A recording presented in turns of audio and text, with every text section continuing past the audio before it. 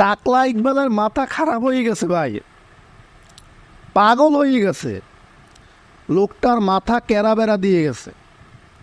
আগের বারে এই যে ঈদে আসবি, আমাদের ওমর সানিবের সেই বিখ্যাত ডায়লগ মহরতের সময়, তুই কিন্তু ঈদে আসবি, ভাই ঈদে কিন্তু আসে নাই।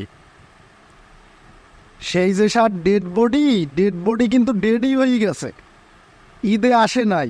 সিনেমা যে কয়টা টাকা দিয়ে বানাইছে তার 10 ভাগের 1 ভাগ টাকাও তুলতে পারে নাই। শাকিব খানের রাজকুমারের সাথে কিন্তু টক্কর দিতে পারে নাই। এবারে কিন্তু লাগছে তুফানের পিছনে। কেন লাগছে জানেন? অলরেডি রিভেঞ্জের জন্য কিন্তু ছাড়পত্র নিছে, রিভেঞ্জ ঈদে মুক্তি দেবে। তারা ভাবছে কোনো না কোনোভাবে বিভিন্ন অভিযোগ দেখাইয়া এই যে 19 সংগঠনের যে বেকারগুলো আছে এরা মিল্লা জিল্লা তুফানে আটকাই দিতে পারবে। সেই সুযোগে সে তার রিভেঞ্জ মুক্তি দিয়া কয়টা টাকা যদি ইনকাম করতে পারে। কিন্তু ভাই সে করে তো বালি।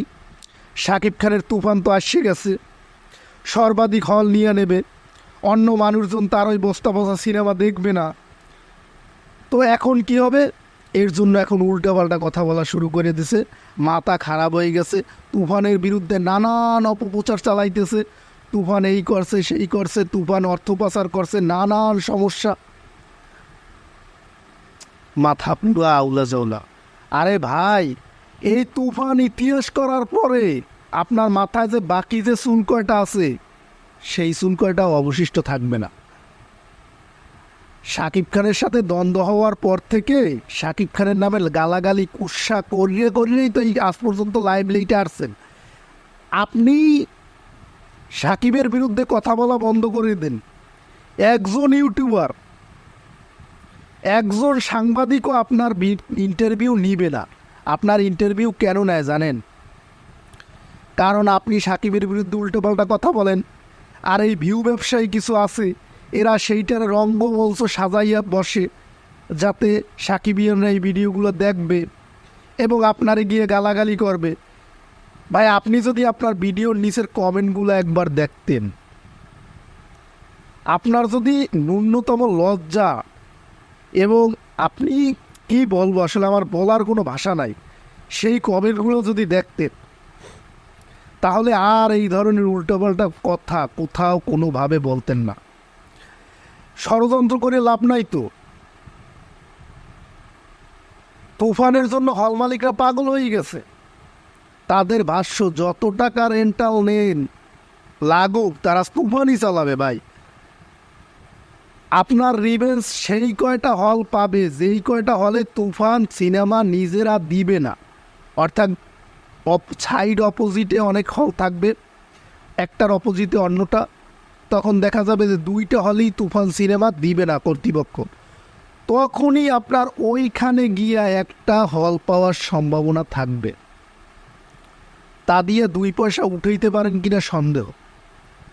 আপনার কাছে অনন্ত জলিল সুপারস্টার, তার ছবি দিয়ে ব্যবসা হয়। আপনার কাছে গল্প সুপারস্টার, ডেড বডি সিনেপ্লেক্স নামাই দিছে। আরে ভাই নামাই দিবে না কি করবে? রাজকুমার তো এখনও চলতেছে, রাজকুমার এখনও সিনেপ্লেক্সে চলতেছে। সেই ঈদ গেছে কবে, তা আপনার ছবি কেন নামাই দিয়েছে? কারণ ওই বস্তা বসা সিনেমা কেউ দেখে না ভাই। নিজে বড় কিছু করলেই হইবে নাকি? পাবলিক কি দেখবে, পাবলিক কি না দেখবে তাদের টাকা দিয়ে, সেটা তাদের ব্যক্তিগত বিষয়।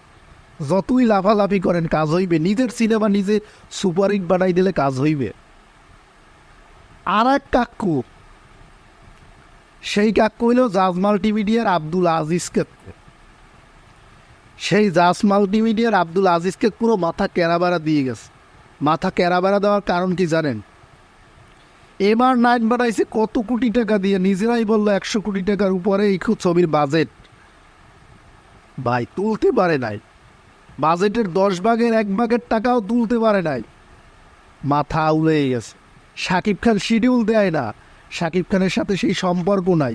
এখন শাকিব খান আর তার কাছে নায়ক মনে হয় না। এই লোকে বলে বাপ্পি চৌধুরী একটা সময় শাকিব খানের থেকে হিট ছবি দিত। এই কথা শুন না ভাই, পাগল যে পাগল। সেও কি করবে তা আর না বললাম। নানান রঙ্গমঞ্চ সাজাইয়া জিন মুক্তি দেয়, পুরস্কারের কথা বলে, অ্যাম্বুলেন্স রাখে, শেষ পর্যন্ত যারা মুভি দেখে তারা আর পুরস্কারের টাকা পায় না, শুধু কন্ট্রোভার্সি দিয়ে আলোচনায় আছে। আপনার প্রযোজিত আপনার প্রতিষ্ঠান থেকে সর্বাধিক আয় করা যে দুইটা সিনেমা নবাব আর শিকারি, সেটা কিন্তু মেগাস্টার শাকিব খানের। সাংবাদিকরা প্রশ্ন করলো, দেখলাম যে শাকিব খানরে এই লুকে প্রেজেন্ট করতে পারছেন, তাহলে অন্য নায়কদের পারতেছেন না কেন? বলতেছে অন্য নায়করা কথা শোনা। আরে ভাই, সম্ভব? কোনোদিন সম্ভব? এটাও কি সম্ভব কিংকারের মতো করে কাউরে প্রেজেন্ট করা?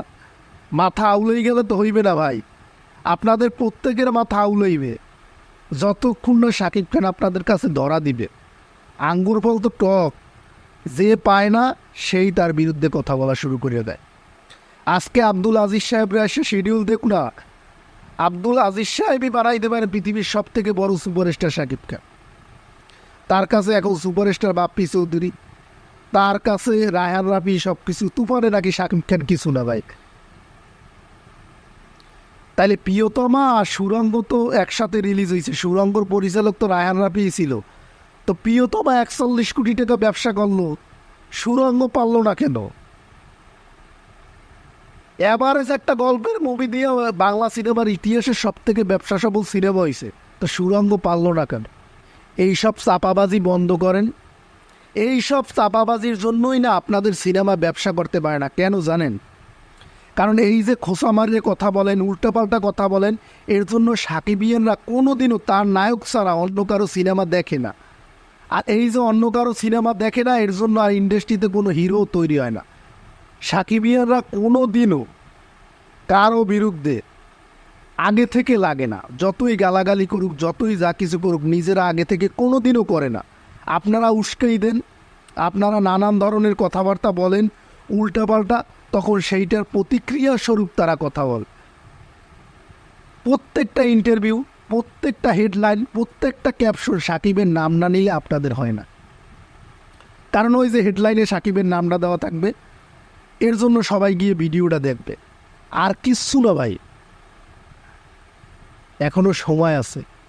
যার তার প্রাপ্য সম্মানটা আপনারা তারে দেন, দেখবেন সাকিবিয়ানরাও আপনাদের অন্তত খোঁচাখুচি করবে না, গালাগালি করবে না। কারণ ভাই এই ফ্যান বেস অনেক অ্যাগ্রেসিভ, অনেক। দেখেন নাই রায়হান রাফি সুরঙ্গের সময় ভিদি হয়ে গেছে, গালাগালি বন্ধের জন্য অনুরোধ পর্যন্ত করতেছিল।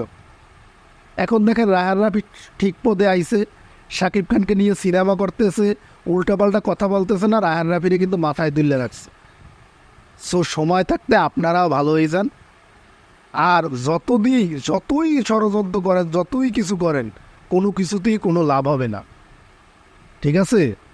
তো সবাই সবার জন্য দোয়া করবেন, আর ভিডিওটি ভালো লেগে থাকলে সাপোর্ট করবেন। সবাইকে আসসালামু আলাইকুম।